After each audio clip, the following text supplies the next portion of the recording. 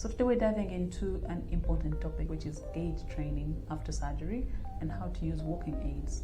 Hi everyone, welcome back to Little Growing Bones. I'm Judith Nasazi, a pediatric orthopedic surgeon. So whether a child has had surgery for a leg, hip or foot, proper gait training is key to recovery. So let's break it down.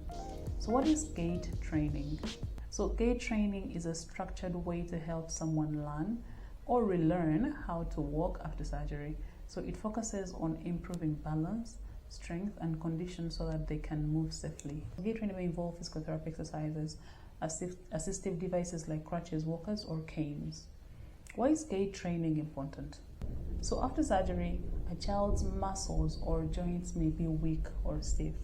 Gait training helps by 1, preventing falls and injuries. So learning how to walk properly reduces the risk of tripping or putting too much strain on the healing tissues. Improving the strength and mobility is also a function of gait training. So targeted exercises help regain normal walking, help the person regain the normal walking pattern. It can help boost confidence. So walking independently again can be a big milestone for a child after surgery or even while just learning how to walk. So now let's talk briefly about how to use walking aids in gait training. So depending on the type of surgery and how much weight a child can put on their leg, different walking aids may be recommended. So let's go over the most common ones and how to use them safely. One is crutches. So these are used when the child needs to keep weight off one leg. We need to make sure that they're the right height and the elbows should bend slightly when holding the handles. We need to move the crutch fast and then step forward with the injured leg to keep the weight off the hands and not the underarms and to avoid nerve damage. The other device is a walker. So this provides more stability for children who need extra support. So you can push the walker forward first and then step into it. The individual needs to keep all the 4 walker legs on the ground before taking the step. Another option is the cane. So a cane is used for milder balance issues or after progressing from crutches. You need to hold the cane in the opposite hand of the weaker leg. We need to move the cane forward with the injured leg for support. What are some of the common mistakes when using these devices and how do we avoid them? So some common mistakes kids make when using walking aids include 1, putting too much weight on the crutches under the arms. So always support the weight with the hands. Another is stepping too far forward with the walker.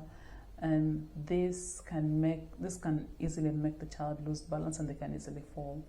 Another we commonly see is using the cane on the wrong side. So the cane should be on the opposite side from the injured side, all right?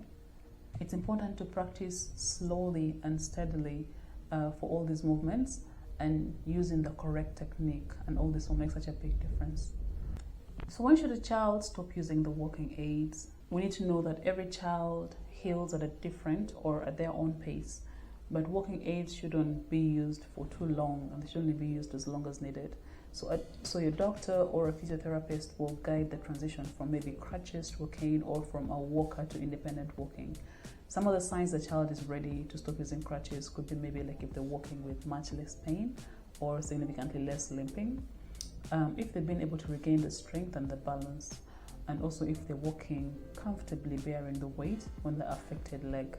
So that's a quick look at gait training after surgery and how to use the walking aid. So with the right approach, kids can regain mobility safely and confidently.